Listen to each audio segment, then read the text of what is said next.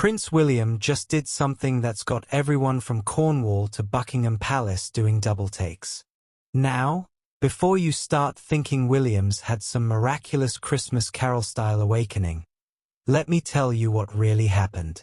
Because this story has more twists than a pretzel factory, and I guarantee you haven't heard the full truth yet.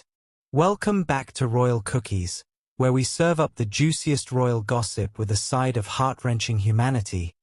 Please remember to subscribe and click on the notifications bell icon, so you will be notified whenever we upload new cookies about the British royal family. I'm your host, and today we're diving into the most shocking plot twist of 2025.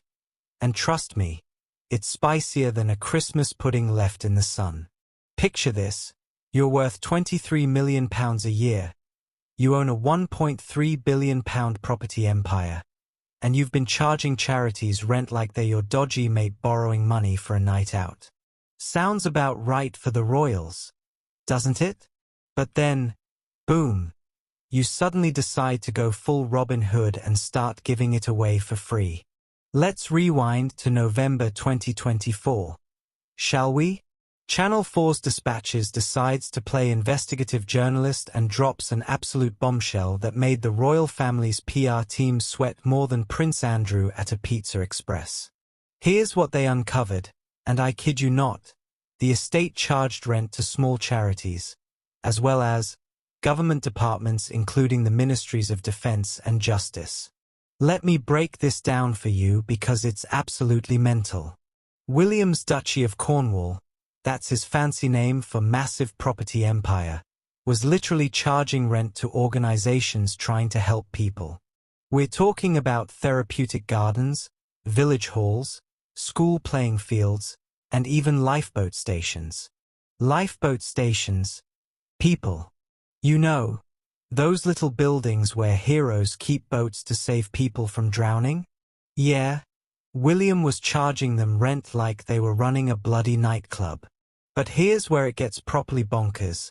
These deals with the duchess are set to make at least £50 million in the coming years, while William received £23.6 million just last year alone. That's more money than most of us will see in 10 lifetimes. Now, you might be thinking, well, that's just business, innit? But hold your horses, because the public reaction was about as subtle as a brick through a window. Right, so imagine you're scrolling through your feed, having a normal Tuesday, when suddenly you discover that the future king, the man who's supposed to care about his subjects, is literally profiting off charities trying to help those same subjects. The British public went absolutely mental, and rightfully so. Social media exploded faster than a dodgy firework on bonfire night. Twitter was having a field day, TikTok was roasting him harder than a Sunday joint, and even the usually polite comment sections were getting spicy.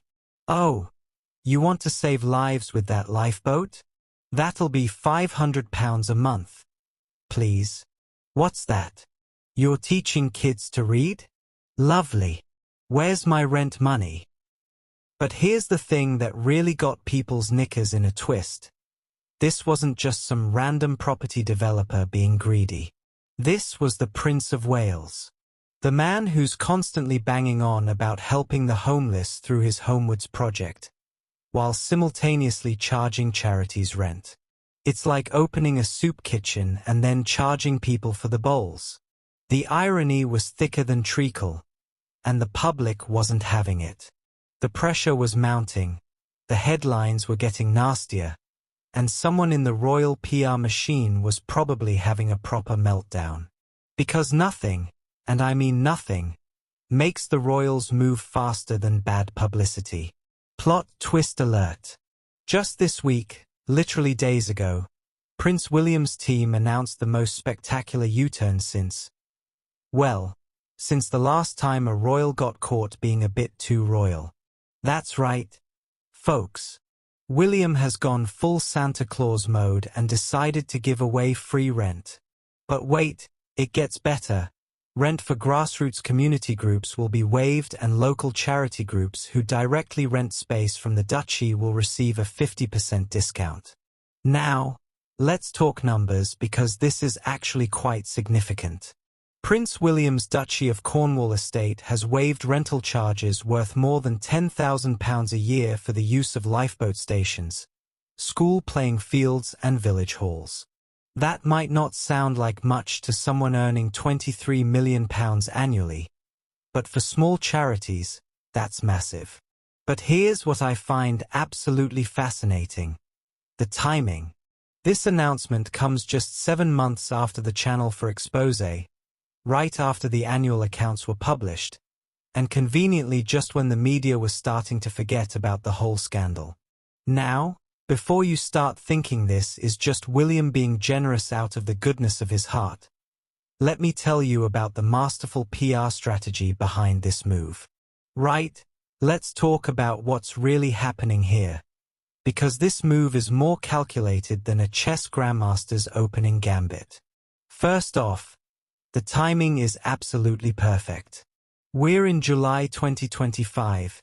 It's summer. People are thinking about holidays. But the real genius is in the selectivity. Notice how the Royal Navy will still be charged to moor its ships on duchy waterways, and rent will also still be collected from other tenants. This isn't about William suddenly becoming Mother Teresa. It's about surgical PR. Think about it. He's keeping all the big money government contracts that bring in serious cash, but he's giving away the small fry charity rents that were causing all the bad headlines. It's like saying, look, I'm helping the little guy, while still keeping the massive revenue streams flowing. And the optics are absolutely brilliant. Village halls, school playing fields, lifeboat stations. These are the most sympathetic possible tenants. You can't argue with helping kids play football or saving people from drowning, can you? But here's where it gets really interesting. This move might actually be more valuable for William's reputation than it costs him financially. Because £10,000 a year is literally pocket change when you're earning £23 million annually. Which brings us to the big question everyone's asking: is this genuine change, or the most expensive PR exercise in recent royal history? If you're obsessed with royal strategy and environmental impact like I am, make sure you're subscribed to Royal Cookies, because we're serving up the most sustainable royal content on YouTube.